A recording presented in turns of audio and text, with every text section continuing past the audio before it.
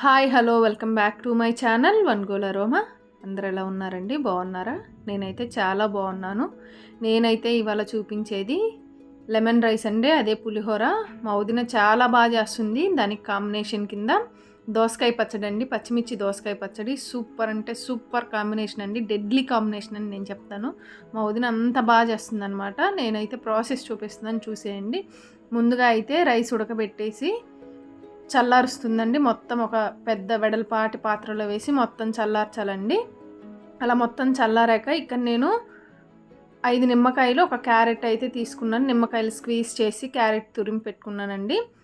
ఒక కడాయి తీసుకొని అందులో పోపుకి సరిపడా ఆయిల్ వేసుకొని, అందులో ఆయిల్ హీట్ అయ్యాక కొంచెం పోపు దినుసులు, కొంచెం జీలకర్ర కూడా వేసేయాలండి. ఇట్లా పోపు దినుసులు, జీలకర్ర కొంచెం వేగి ఆవాలు చిట్పట్టమని పేలుతాయి కదా, అలా పేలితే మంచి టేస్ట్ వస్తుందన్నమాట మనకి ఆయిల్లో ఆవాలు పేలటం వల్ల. ఇక నేను పల్లీలు అయితే తీసుకున్నానండి. పోపు దినుసులు కొంచెం ఎక్కువ వేయండి, పులిహోరలో కనిపిస్తే తినేటప్పుడు చాలా బాగుంటుంది, చూడటానికి కూడా చాలా బాగుంటుంది అనమాట పోపు దినుసులు ఎక్కువ వేయటం వల్ల. ఇవి బాగా కొంచెం వేగుతున్నప్పుడు మనం ముందుగా సగానికి చీల్చిన పచ్చిమిర్చి అయితే వేసానండి. అవి కొంచెం ఫ్రై అయ్యాక అవి తీసేస్తున్నాను నేను అక్కడ. అలానే ఎండుమిర్చి కూడా వేసానండి. అవి కొంచెం ఫ్రై అయ్యాక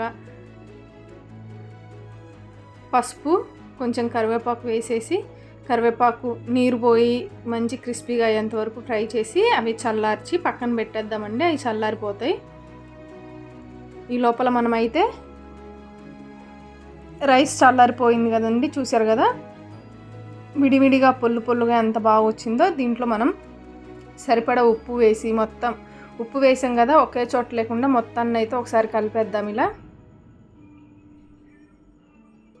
ఇట్లా మొత్తం కలిపేసుకున్న తర్వాత మనం ముందుగా ఏదైతే పోపు పెట్టుకున్నామో, పల్లీలు ఇవన్నీ పోపు దినుసులు వేసి పోపు పెట్టాం కదా, ఈ మిశ్రమం అంతా ఈ పులిహోరలో వేసి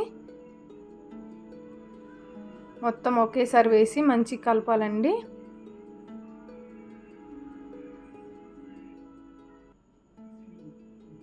ఇట్లా ఒకసారి కలిపేసి మనం ముందుగా తరిగిన క్యారెట్, పచ్చిమిర్చి, వేయించిన పచ్చిమిర్చి, కొంచెం సన్నగా తరిగిన కొత్తిమీర కూడా వేసేసి ఒకసారి నిమ్మకాయ జ్యూస్ కూడా అండి, నేను 5 నిమ్మకాయల జ్యూస్ తీసానని చెప్పాను కదా, అది కూడా ఒకసారి యాడ్ చేయాలండి. మనం తీసిన నిమ్మకాయ జ్యూస్ కూడా పులుపు ఉప్పు చూసుకొని మనం నిమ్మకాయ జ్యూస్ అయితే వేద్దామండి. ఇట్లా నిమ్మకాయ తీసిన జ్యూస్ అంతా ఒకసారి ఒకే పక్క కాకుండా మొత్తం జల్లుకుంటూ వేసుకొని మొత్తం కలిపేయాలండి. మరి పసుపు ఎక్కువ వేసుకోవద్దండి, మరి పులిహోర ఎల్లో కలర్లో ఉన్న అంత బాగోదన్నమాట, పసుపు వాసన వస్తుంది. మా వదిన అయితే ఇట్లా లైట్గానే వేసి చేస్తుందండి, చాలా బాగుంటుంది. ఇంకా మా రూయలు అయితే ఇంకా ఆకుకొని తింటాడండి, కొంచెం పెరుగేసుకొని తింటాడు వాడైతే. ఇంకా పులిహోర అన్నప్పుడు వాడికి పండగే అనమాట. చూసారు కదా ఎంత కలర్ఫుల్గా ఎంత బాగుందో. మనం జీడిపప్పు ఉన్నప్పుడు జీడిపప్పు కూడా వేసుకుంటే చాలా టేస్ట్ ఉంటుందండి. మీరు తప్పకుండా మా వదిన చేసిన పద్ధతిలో అయితే ట్రై చేయండి, చాలా బాగుంటుంది. దీనికి కాంబినేషన్ దోసకాయ పచ్చడి మస్ట్ అండి, చాలా బాగుంటుంది అనమాట. మా వదిన వచ్చాకే మేము ఈ రెసిపీ అయితే చూసామండి. పులిహోర విత్ దోసకాయ పచ్చడి అన్నట్టు. ఇక్కడ దోసకాయ పచ్చడికి నేను చూపించాను కదా ఇంగ్రీడియంట్స్ అన్నీ, ఒకసారి అయితే చూసేయండి. ఇక్కడ నేనైతే అన్నీ శుభ్రం చేసుకొని ఒక కడాయి పెట్టి అందులో పచ్చిమిర్చి అయితే మొత్తం చిన్న చిన్న ముక్కలుగా కట్ చేసుకొని ఒకసారి వేయించి, కొంచెం పచ్చిమిర్చికి సరిపడా ఆయిల్ అయితే వేసేసి ఒకసారి ఫ్రై చేయాలండి. పచ్చిమిర్చి సపరేట్గా వేయించేసుకొని బాగా వేగాక అవి సపరేట్ చేసేసి ఒక ప్లేట్లో పెట్టేసుకుందాము. ఇట్లా బాగా వేగిన పచ్చిమిర్చిని నేను ఒక ప్లేట్లో పెట్టేసి సేమ్ కడాయిలో మనం ముందుగా కట్ చేసుకున్న టమాటాలు అయితే వేసేసి సరిపడా ఆయిల్ వేసేసి బాగా ఉడకాలండి, మెత్తగా ఉడికిపోవాలన్నమాట. ఒకసారి అయితే మూత పెట్టేద్దాం. ఒక 5 మినిట్స్ తర్వాత చూసారు కదా ఎంత చక్కగా ఉడికిపోయాయో.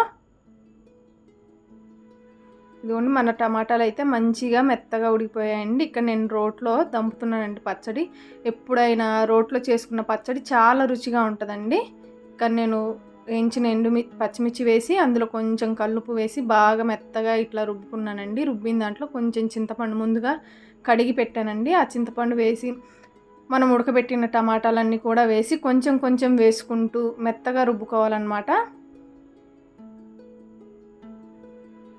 ఇదిగోండి ఇట్లా మెత్తగా రుబ్బుకోవాలి. కొంచెం కొంచెం వేసుకోవటం వల్ల ఏంటంటే ఇది అందులో మాది చిన్న రోల్ అండి, అదొకటి. మళ్ళీ కొంచెం కొంచెం వేసుకోవటం వల్ల పచ్చడి కూడా మంచిగా నలుగుతుందనమాట, రుబ్బటానికి ఈజీ అవుతుందన్నమాట. ఒకేసారి మొత్తం వేసుకుంటే రుబ్బలేము. ఇట్లా రుబ్బిన దాన్ని మళ్ళీ అదే పాత్రలో తీసేస్తున్నానండి, ఎందుకంటే వెల్లుల్లిపాయలు, జీలకర్ర, కొంచెం ఉప్పు సరిపోలేదు నాకు, కొంచెం ఉప్పు కూడా వేసి ఒకసారి దంపేద్దాము. ఇట్లా కచ్చాపచ్చాగా దంపిన తర్వాత మనం ఆ పచ్చడి కూడా యాడ్ చేసేసి ఒకసారి రుబ్బేసి, మనం ముందుగా సన్నగా పీల్ ఆఫ్ చేసిన దోసకాయ అయితే చూసారు కదా ఎంత సన్నగా కట్ చేశానో, ఇట్లా కొత్తిమీర, దోసకాయ కొంచెం కొంచెం వేసుకుంటూ ఇట్లా రుబ్బుకొని మళ్ళీ మిగిలిన చట్నీ కూడా వేసుకొని పచ్చిమిర్చి పచ్చడి వేసుకొని ఇట్లా దోసకాయలన్నీ ఒకేసారి వేసుకొని రుబ్బాలండి బాగా. మనం ఇక్కడే ఉప్పు అన్నీ అడ్జస్ట్ చేసుకోవాలండి ముందే. కల్లుప్పు వేస్తేనే దీనికి చాలా రుచి అన్నమాట. చూసారు కదా ఎంత బాగుందో. చట్నీ అయితే సూపర్ అండి, సూపర్. అసలు పులిహోర చట్నీ అయితే సూపర్గా కుదిరిందనమాట. మా వదిన ఇందులో ఫేమస్ అన్నమాట, చాలా బాగా చేస్తుంది. మీరు కూడా తప్పకుండా మా వదిన చేసిన పద్ధతిలో ట్రై చేసి ఎలా ఉందో కమెంట్ చేయండి. చూసారు కదా మేమైతే ఆ రోజు భలే తిన్నామండి, చాలా బాగా చేస్తుంది. మా వదిన పెళ్ళై వచ్చాక మాకు చూపించిన ఫస్ట్ రెసిపీ ఇదేనండి. చాలా బాగా చేస్తుంది అనమాట తను. మీరు కూడా తప్పకుండా ట్రై చేసి మీకైతే ఎలా కుదిరిందో, మీకైతే ఎలా నచ్చిందో తప్పకుండా కమెంట్ చేయండి. చాలా చాలా బాగుంటుందండి దోసకాయ పచ్చడి.